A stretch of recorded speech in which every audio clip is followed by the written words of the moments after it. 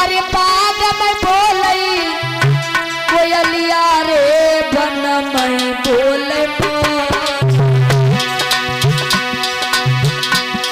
अरे पानी में बोले सगिया अरे तनके कठोर मन के कठोर हमारे बेदर्दी नहीं आए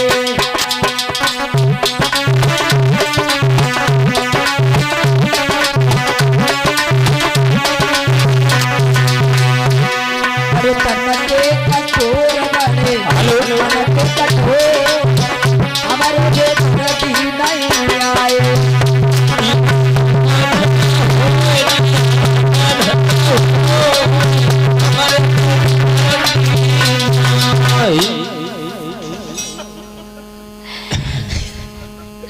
आज जब लड़का पैदा हुआ आंधी तूफान मचाने लगी, उस बच्चे का नाम कंस रख दिया।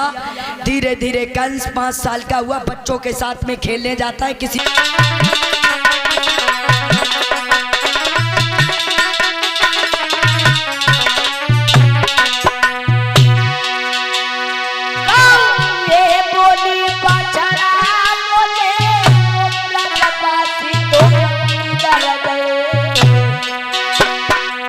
गोल्डी बाजा पे चिल्लाई थी वो मेरे सबरिया